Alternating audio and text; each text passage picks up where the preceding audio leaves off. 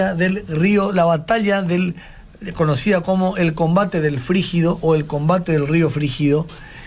una batalla que se produce en el siguiente marco.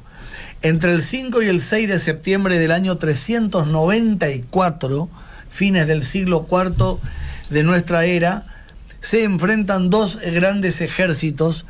del Imperio Romano. Esto fue como una suerte de guerra civil por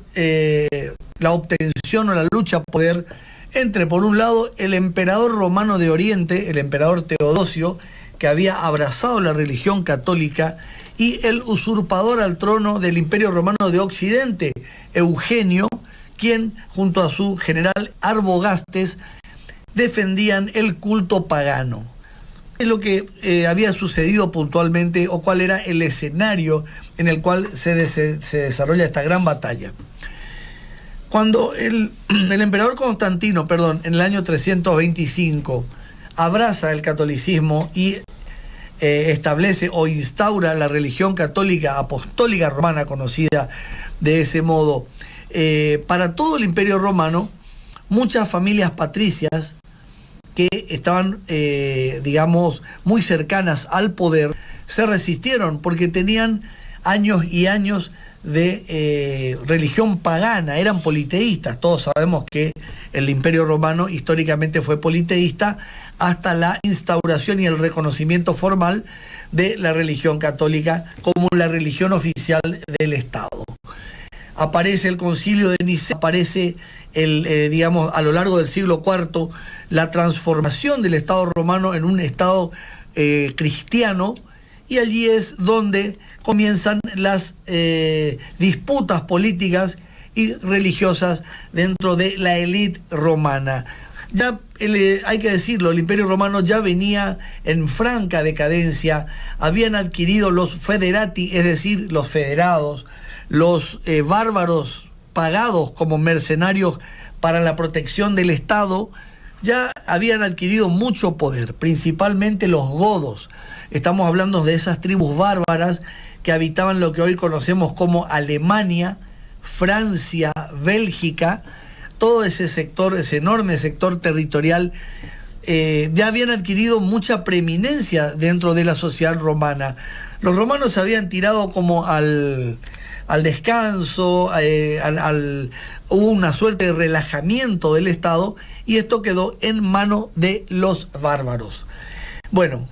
cuando el usurpador Eugenio asume el trono del Imperio Romano de Occidente, el emperador Teodosio le declara la guerra, arma un enorme ejército de 60.000 soldados y se dirige a encontrarse con este. Precisamente se encuentran en las márgenes del río Frígido, que sería hoy, para que ustedes se ubiquen, la actual República de Eslovenia, una de las 6 que en su momento conformaron la ex Yugoslavia, junto a Macedonia, a Montenegro, a Bosnia, a Serbia y a Croacia.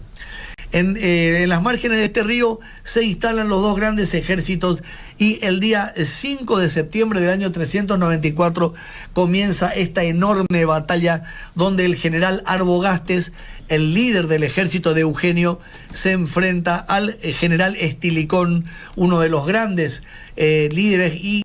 héroes de la historia del ejército romano. Estilicón, obviamente cristiano, respondía a las órdenes de Teodosio, luego conocido en la historia como Teodosio el Grande, por haber sido uno de los grandes transformadores del Imperio Bizantino a lo largo del tiempo que duró hasta 1453. El primer día de batalla no hay una determinación o una definición en el combate. Cuando llega la noche, Eugenio envía una partida de soldados que corte la retaguardia de Estilicón, como para enfrentarse al día siguiente y no permitirle la salida. ¿Qué es lo que sucede aquí? En la madrugada, esta formación romana se da vuelta, se une a las fuerzas de Teodosio, y allí es cuando el 6 de septiembre